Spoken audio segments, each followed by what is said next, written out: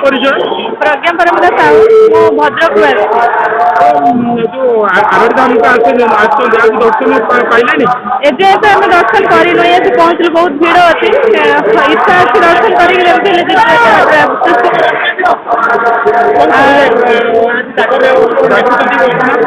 भगवान करंतु भगवान समस्त भल करंतु समस्त खुशी रहतु सुख रहतु भगवान का आशीर्वाद समस्त थाऊ एति आम कामना बहुत भल लगे आसिक बहुत भीड़ भी अच्छी आम एजेंट दर्शन करनु चाहूँ तो दर्शन केमती जल्दी हो जाए ठाकुर पाखे जाएंगे।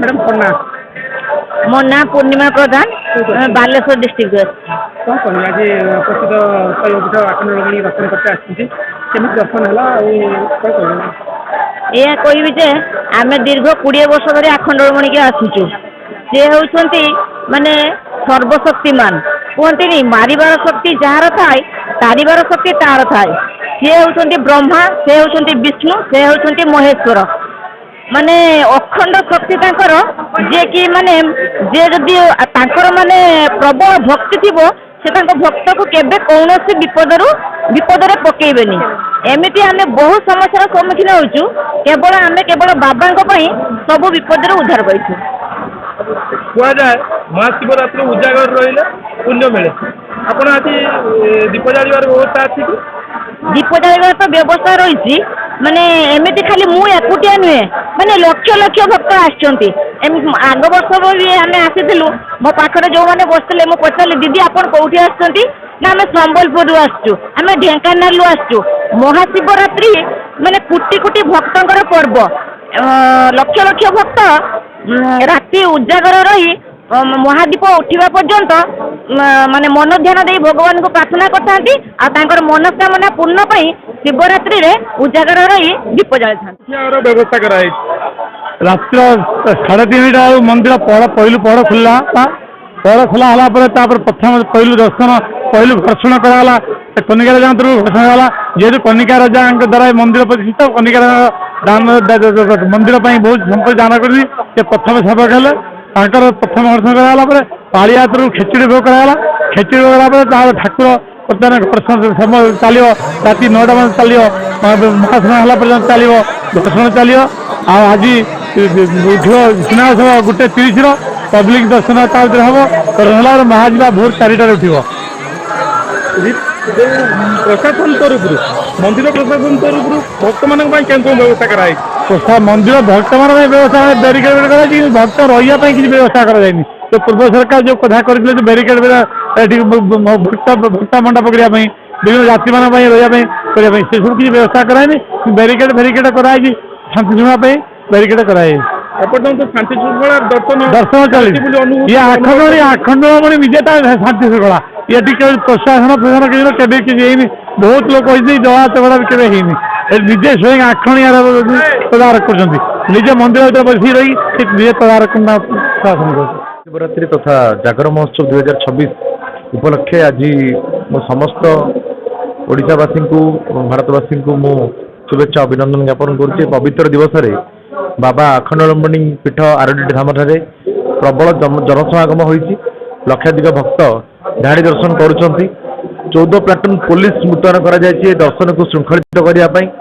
सेवायत माने संपूर्ण जो नीतिकांति रही ठीक समय निर्घंट मध्य निर्वाह करुछंती मोटामोटी कह गले आमर जो जो प्लानिंग होता जागर पूर्वर किपरि भाव दर्शन को श्रृंखलित करवा और किपरि भक्त माने आसिक सहजरे दर्शन करेंगे सेगुड़िक बर्तमान ये व्यवस्था प्रतिफलित होती वर्तमान पर्यंत आमर त्रुटि शून्य भाव आम ऑर्गेनाइज कर सफल भक्तों सुविधा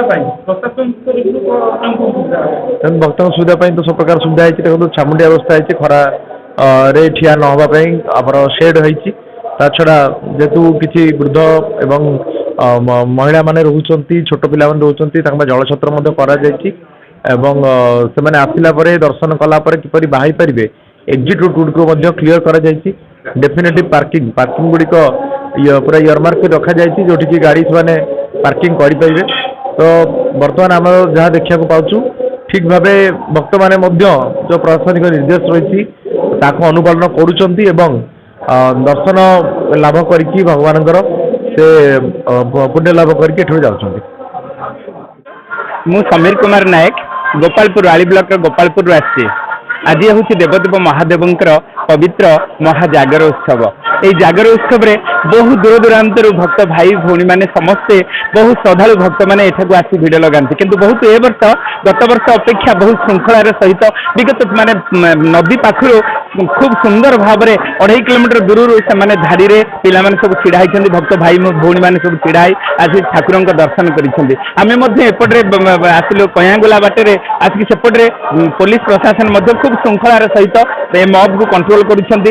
ଆଉ ଭକ୍ତ ଭାଇ ଭଉଣୀମାନଙ୍କ ମନରେ ଅଫୁରନ୍ତ ଆନନ୍ଦ ଆଉ ଭଗବାନଙ୍କ ପ୍ରତି ଯେଉଁ ପ୍ରୀତି ରହିଛି ଆଉ ଭାଷାରେ କହି ହେଉନାହିଁ। ବାସ୍ତବିକ ଏହା ଗୋଟିଏ ସୁବର୍ଣ୍ଣ ସୁଯୋଗ ମୋ ପାଇଁ। ମୁଁ ଆଜି ଆପଣମାନଙ୍କୁ ମଧ୍ୟ ଧନ୍ୟବାଦ ଜଣାଉଛି। ଏହି ମିଡ଼ିଆ ମାଧ୍ୟମରେ ଆପଣମାନେ ମଧ୍ୟ ବହୁ ସମୟ ଦେଇଛନ୍ତି ଏବଂ ଶୃଙ୍ଖଳାର ସହିତ କାର୍ଯ୍ୟ କରିବାର ସମସ୍ତଙ୍କୁ ସୁଯୋଗ ବି ଦେଇଛନ୍ତି। ସେଥିପାଇଁ ମୁଁ ଧନ୍ୟବାଦ ଜଣାଉଛି ସମସ୍ତଙ୍କୁ, ଭକ୍ତ ଭାଇ ପ୍ରଶାସନ ଏବଂ ଭାରତ ବିକାଶ ପରିଷଦକୁ ମଧ୍ୟ ମୁଁ ଧନ୍ୟବାଦ ଅର୍ପଣ କରୁଛି। ଜୟ ବାବା ଆଖଣ୍ଡମଣି। ଆମେ ବାବା ଆଖଣ୍ଡମଣିଙ୍କର ସେବକ। ମୋ ନାଁ ତାରିଣୀ ଶଙ୍କର ପାଢ଼ୀ। ବାବା ଆଖଣ୍ଡମଣିଙ୍କର ଆମେ ସେବକ।